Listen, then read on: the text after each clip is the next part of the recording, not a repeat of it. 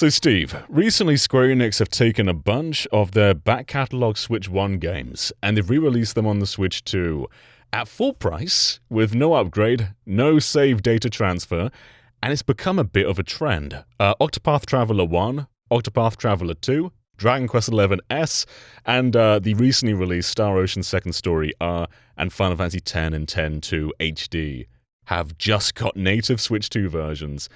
And if you bought them on Switch 1, you've got to buy them again if you want these upgrades. And it's a very odd pattern, and I don't think they're going to stop. I think they're probably going to go through most of their Switch 1 library at this point. I don't understand why they're doing this. We'll get into these games more in a minute, but Square Enix and Sega, to a lesser degree, seem to have this mentality that you can just take these Switch 1 games, repackage them at full price, re-release them, and do very minimal upgrades, and then just sell it for the full price, where a lot of publishers and developers are charging $5 or maybe $10, or in some cases it's absolutely free. Square Enix is deciding to take the path of most resistance here. Yeah, and we checked out their most recently released games, being Star Ocean and Final Fantasy X, just to see if they're worth it in any way. I guess there's a few angles to come at this from. There's the angle of, are you coming to get this game for the first time? Because if so, this is a bit more understandable, a bit more tolerable. If you're someone who owns the original, there's definitely a lot more to think about here. And I think we should probably start with the most underwhelming one, being Final Fantasy X, which is the one that you primarily checked out. Yeah, so I'm somebody who has purchased Final Fantasy X an absurd number of times at this point. So I have the original on PS2. I have the PS3 release of the HD remaster from forever ago. I have the Switch 1 version of the HD remaster, and now I have the Switch 2 version of the same. And I played these back to back. I played the intro on Switch 1 and the intro on Switch 2. And while I was sitting there in my living room, I was thinking, these look exactly the same. I can't tell the difference between the Switch 1 and Switch 2 versions of these. And then I went into the editing bay and started putting this footage together. And I shared a screenshot with you as well. Mm-hmm. And they're the same. These are the same game. Now, I will say there are some differences in terms of just how the game performs. Like the Switch 1 version has lots of like loading screens in between scenes happening. But when you cut around those and you look at the actual visual fidelity, one is outputting in 1080p and one is outputting in 4K. What you're seeing is the 1080p output of the Switch 1 version blown up 200% to match the size of the video frame. And even at that, they look exactly the same. Like there's no visual upgrade, in my opinion, happening here whatsoever. Right. It's baffling to me that Square Enix is releasing this at full price. Like it's bonkers. It's kind of insane, to be honest. And this game, we know it goes on sale all the time because we've seen it on sale for like 8 years on the Switch 1. So $50, hold off. Wishlist that if you want to, hold off though, because it's going to go way down. And yeah, it looks so similar. It's not 60 FPS, and I don't think Final Fantasy X can be, in fairness, because a lot of its logic is tied to the frame rate. Every version is 30 FPS, even the PC version. But that doesn't make it any more exciting. You can understand why it's still 30, but man, this is not an upgrade.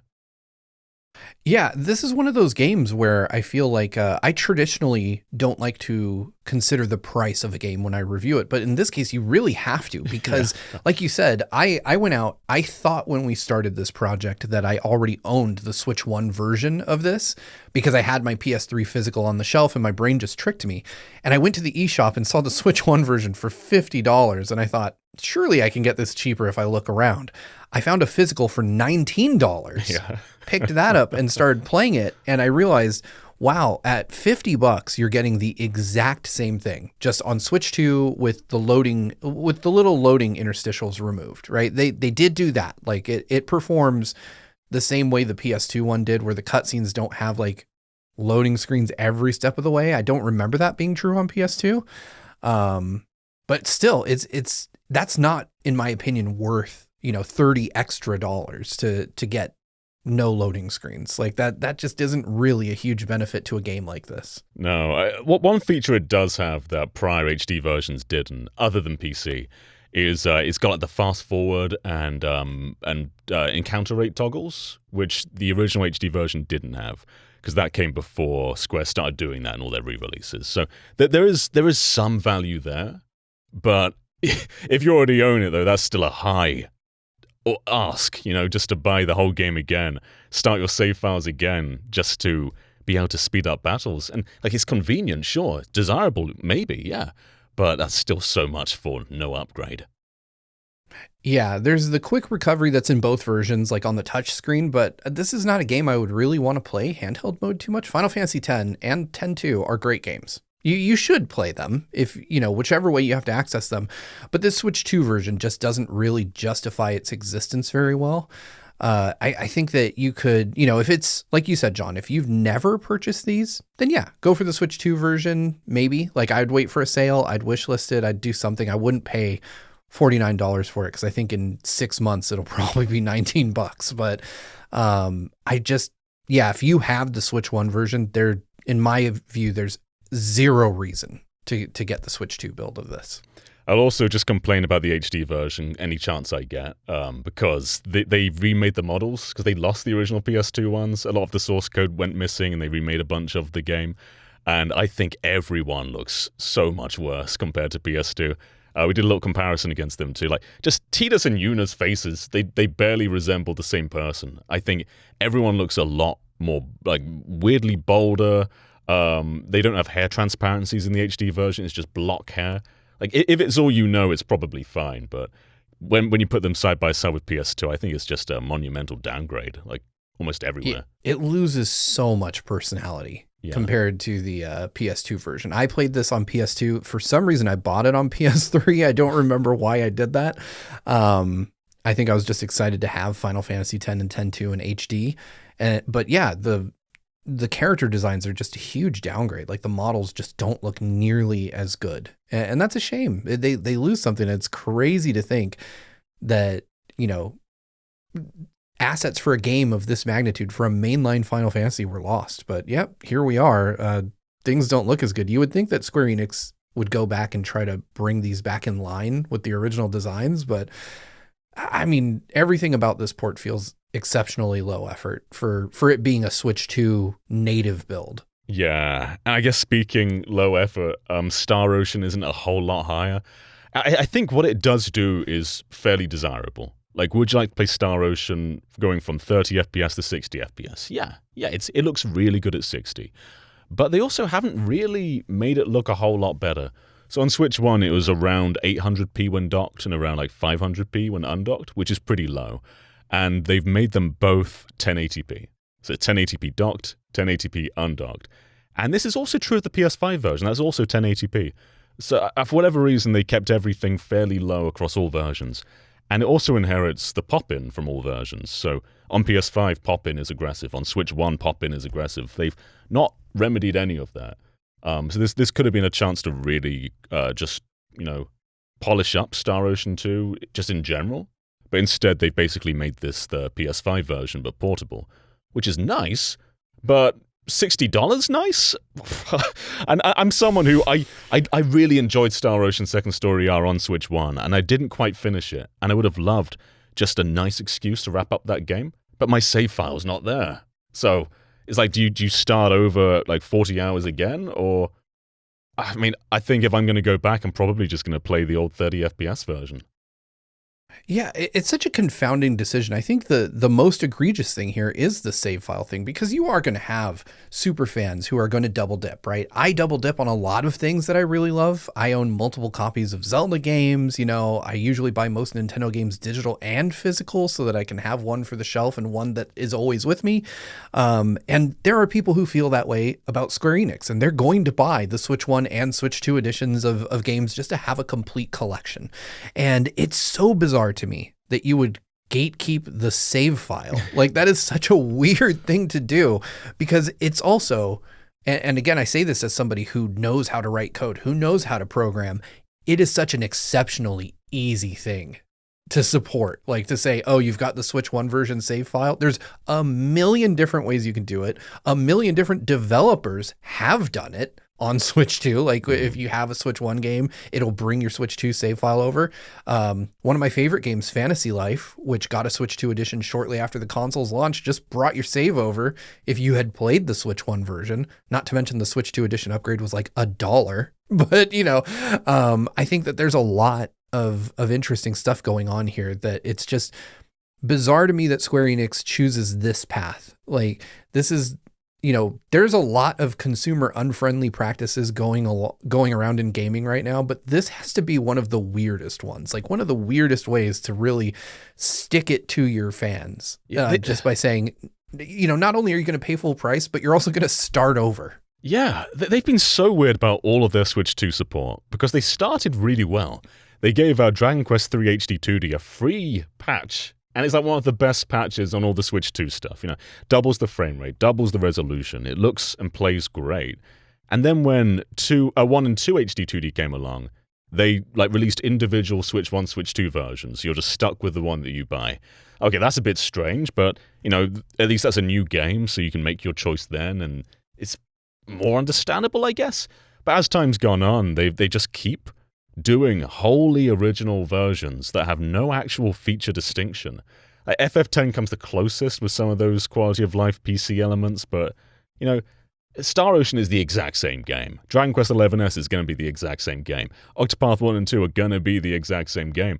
And they're probably going to do Triangle Strategy, they're probably going to do Live Alive, they're probably going to do, I don't know, will they do Neo The World Ends With You? I don't know. They'll probably tap into a whole lot of their Switch 1 stuff and sell them again for $50 or $60 and make you start over.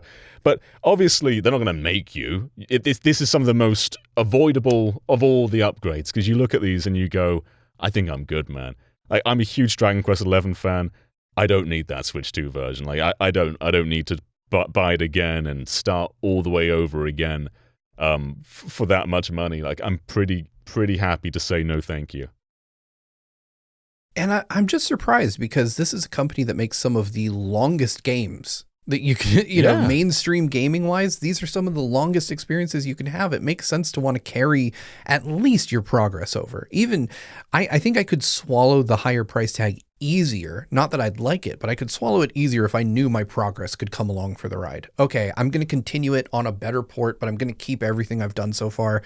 I can maybe begin to wrap my head around the pricing at that point. But when it's just clean slate, start over, nothing counts, everything you've done. Because I remember being a kid playing Final Fantasy VII and how married I was to that save. Mm-hmm. The fact that I was just proud of that.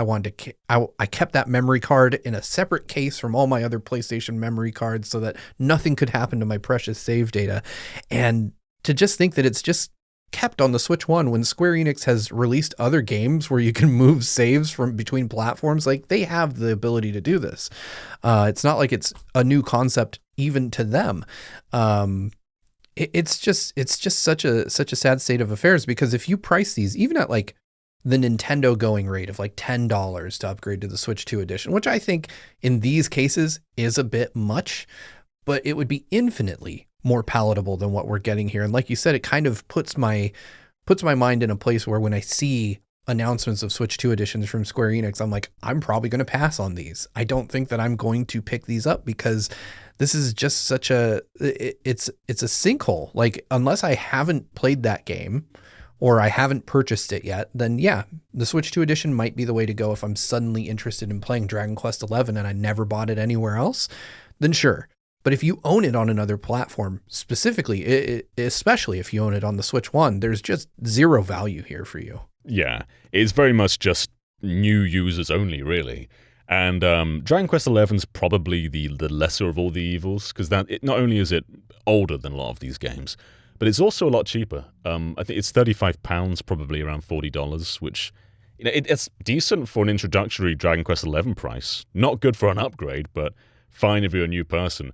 It's Star Ocean and Octopath and Final Fantasy X. Final Fantasy X in particular, that's a really old game, ported so many times. $50? Are you kidding? Yeah, it's wild to me. You get 10 and 10 too, but even then, it's just that's not this is a PlayStation 2 game, a literal PlayStation 2 game. And in some ways, it's a worse version of a PS2 game, you know? Yeah. So I just don't understand where you go charging $50 for this, especially, like I said, I found it for $20 physical. You know, I didn't even have to look very hard. That was Amazon. It wasn't like a crazy, you know, mom and pop shop in my town. I could buy it off Amazon for $19, and I did exactly that. And that's what I would recommend. If you're really interested in 10 and 10 2 and you want to play it portably on Switch, just go to Amazon, get it for $20. Like you'll get the same game, looks mostly the same. I mean, side by side, I can't pick out differences, you know, to tell you about, and you'll get some extra loading screens. But I think saving the $30 would be worth those, like, you know, 2-second increments of loading that you're going to get. Speaking of loading, and with Star Ocean, what's quite funny is the loading times. It doesn't really matter which version of the game it is. Sometimes Switch 1's faster, sometimes Switch 2's faster. So there's when it's a big load, like going from town to overworld, the Switch 1 version has like a second loading screen, so that does take longer. But if you're going from like overworld to battle, sometimes Switch 1 is a bit quicker, sometimes Switch 2 is a bit quicker. Like there's no winner there. It's just the same, really.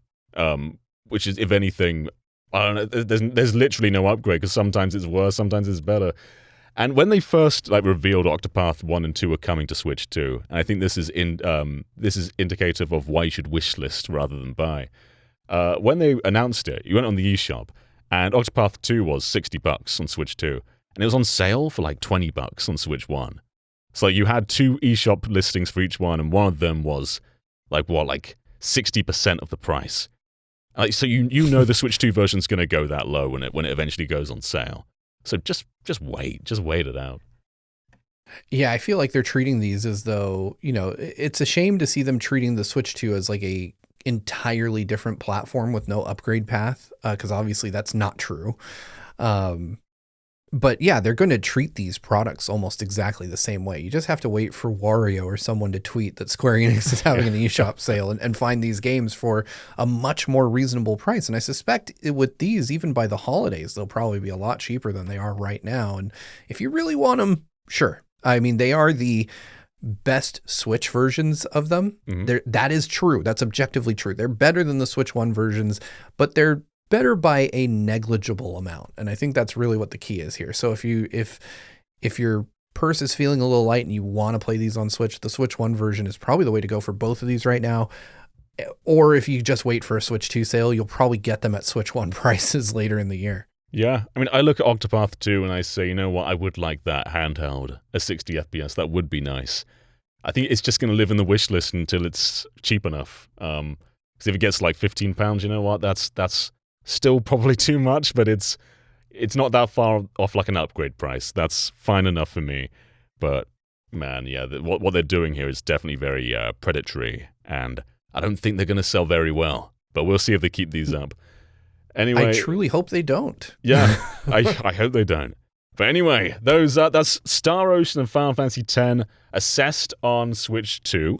We'll see if we get Star Ocean 1 remake. We'll see if we get Triangle Strategy and all of those. But until then, that's how these run and how we feel about the whole strategy of these. Remember, Square aren't alone. I think most developers and publishers are doing upgrades. But there are some like Sega with Sonic X Shadow Generations and Puyo Puyo Tetris 2S and Sonic Frontiers Definitive Edition, which that one in particular has no like content differences with the original. They just wanted to not call it Switch 2 Edition, so they didn't have to like put it on a cartridge. Pretty much. So, yeah, I mean, Sega, Square, get it together, man. Yeah. Like, you could do better than this. Yeah, you can. But thank you for watching, everybody. We'll look at a lot more Switch 2 upgrades as they come in. Let us know what you think about these. Do you think they're upgrades? And we'll see you next time. Bye, everyone.